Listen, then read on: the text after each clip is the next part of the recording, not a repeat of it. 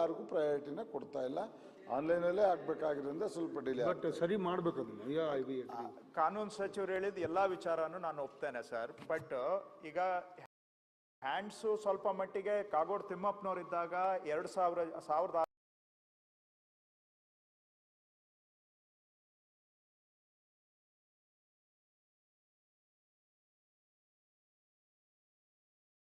But ಈಗ hands ಸ್ವಲ್ಪ ಮಟ್ಟಿಗೆ ಕಾಗೋಡು ತಿಮ್ಮಪ್ಪನವರಿದ್ದಾಗ 1600 ಜನ ರಿಕ್ರೂಟ್ಮೆಂಟ್ ಆಯ್ತು. ಈಗ ಮತ್ತೆ ತಗೊಂಡಿದ್ದಾರೆ, ಮತ್ತೆ ಪ್ರೈವೇಟ್ ಸರ್ವೇಯರ್ಸಿಗೆ ಸರ್ಟಿಫೈ ಮಾಡಿ ಅಪಾಯಿಂಟ್ ಮಾಡ್ಕೊಂಡಿದ್ದಾರೆ. ಆದ್ರೂ ಆಗ್ತಾ ಇಲ್ಲ, ಪೆಂಡೆನ್ಸಿ ಬೆಳೀತಾನೆ ಇದೆ. ಸೊ ಒನ್ ಟೈಮ್ ಅಲ್ಲಿ ತಾವು ವಿಚಾರ ಮಾಡಿ ಸರ್ಕಾರದಲ್ಲಿ. ನಾವು ಕೆಲವು ಸಜೆಷನ್ಸ್ ಹಿಂದೆ ಸರ್ಕಾರದಲ್ಲಿದ್ದಾಗ ಕೊಟ್ಟಿದ್ವಿ. ಯಾವಾಗ ಹಿಂದೆ ಒಮ್ಮೆ ಇಡೀ ಸ್ಟೇಟ್ ಸರ್ವೆ ಆಗಿತ್ತು, ಆ ಥರ ಏನಾದರೂ ಒನ್ ಟೈಮ್ ಸರ್ವೆ ಮಾಡಿ ಹೊಸದಾಗಿ ನಾವು ಕ್ಲೀನ್ ಅಪ್ ಮಾಡಿದ್ರೆ ಆಗಬಹುದು ಅಂತ ಅನ್ಸುತ್ತೆ. ಸಾಧಕ ಬಾಧಕ ಏನು, ಖರ್ಚು ವೆಚ್ಚ ಏನು, ಅದೆಲ್ಲ ಲೆಕ್ಕ ಹಾಕ್ಬಹುದು. ಟೆಕ್ನಾಲಜಿ ಇದೆ ಇವತ್ತು. ಯಾವುದು ಗ್ರೌಂಡ್ ಲೆವೆಲ್ಗಿಂತ ನಾವು ಟೆಕ್ನಾಲಜಿಯನ್ನ ಯೂಸ್ ಮಾಡ್ಕೊಂಡು ಮಾಡೋದಕ್ಕೆ ಸಾಧ್ಯ ಇದೆ. ಸಮಯ ನನಗೆ ಕಡಿಮೆ ಇರೋ, ತಾವೇ ಕೆಲವು ಡೀಟೇಲ್ಸ್ ಹೇಳಿದ್ರಿ. ಯಾವ ತರ ಈಗ ವಿಭಾಗ ಆದ್ರೆ ಸ್ಕೆಚ್ ಆಗದೆ ರಿಜಿಸ್ಟ್ರೇಷನ್ ಆಗುದಿಲ್ಲ. 11 ಈಗ ಲಿಂಕ್ ಆಗಿದೆ. ಒಂದು ಸೈಟ್ ಖಾತೆ ಆಗ್ಬೇಕಾದ್ರೆ ಅದಕ್ಕೂ ಕೂಡ ಸ್ಕೆಚ್ ಆಗಬೇಕು. ಈಗ ಅರ್ಬನ್ ಖಾತೆಗಳು ಪೆಂಡಿಂಗ್ ಇದೆ. ಸೊ ಈ ತರ ಎಲ್ಲ ಆಗಿ ತುಂಬಾ ಬೆಳ್ಕೊಂಡು ಹೋಗಿರೋದ್ರಿಂದ ಒನ್ ಟೈಮ್ ಡಿಫ್ರೆಂಟ್ ಆಗಿ ಏನಾದ್ರೂ ಯೋಚನೆ ಮಾಡೋದಕ್ಕೆ ಅವಕಾಶ ಇದೆ ಅಂತ ನನ್ಗನ್ಸುತ್ತೆ. ಇನ್ನು ಹೆಚ್ಚಿಗೆ ನಾನು ಅದನ್ನ ಈ ಸಂದರ್ಭದಲ್ಲಿ ಬೆಳೆಸ್ಲಿಕ್ಕೆ ಹೋಗೋದಿಲ್ಲ. ಈಗ ಮಾನ್ಯ ನಮ್ಮ ಸ್ನೇಹಿತರು ಕೆಲವರು ಹೇಳಿದ್ರು, ಉದಾಹರಣೆ ಕೊಡಿ ಏನಾಗಿದೆ ಅಂತ. ನಾನು ಲಾಸ್ಟ್ ಟೈಮು ಮಾತಾಡಿದೆ ರಿಜಿಸ್ಟ್ರೇಷನ್ಸ್ ಬಗ್ಗೆ. ನಾನು ಯಾವುದು ಪೊಲಿಟಿಕಲ್ ಆಗಿ ಮಾತಾಡಲಿಲ್ಲ. ನಾನು ಸ್ವಲ್ಪ ನಾನು ಯಾಕೆ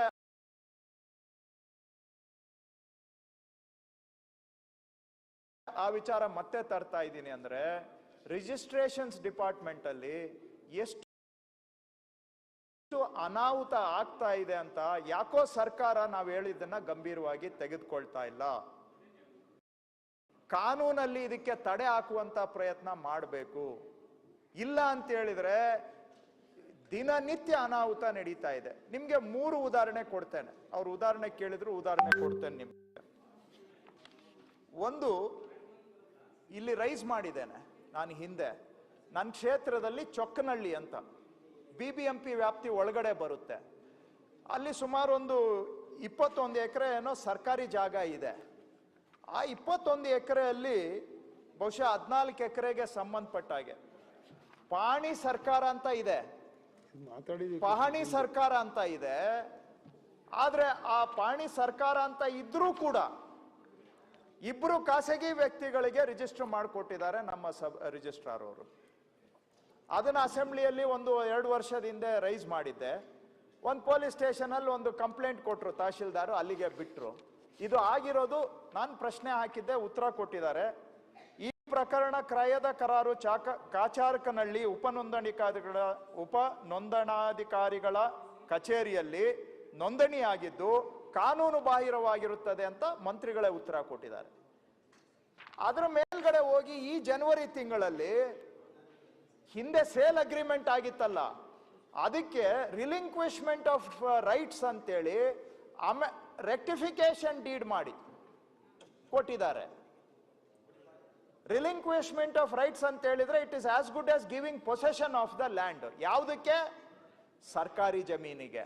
ಅದಕ್ಕೆ 5 ಕೋಟಿ ಕೈಯಿಂದ ಕೈಗೆ ಹಣನೂ ವರ್ಗ ಆಗಿದೆ. ರಿಲಿಂಕ್ವಿಶ್ಮೆಂಟ್ ಆಫ್ ರೈಟ್ಸ್ ಅಂತ ಹೇಳಿದ್ರೆ as good as A sale ಅಂತ ಪರಿಗಣಿಸಿ 5% ಅದಕ್ಕೆ ಡ್ಯೂಟಿ ಹಾಕ್ಬೇಕು. ಅದೂ ಹಾಕಿಲ್ಲ.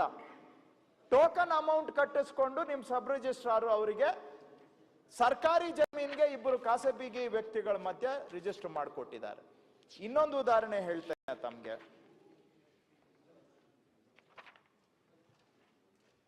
ಈ ಹೋದ ಸೆಷನ್ ಅಲ್ಲಿ ನಾನು ರೈಸ್ ಮಾಡಿದ್ದೆ. ಅವತ್ತು ತಾವು ಬಹುಶಃ ಇದ್ರಿ.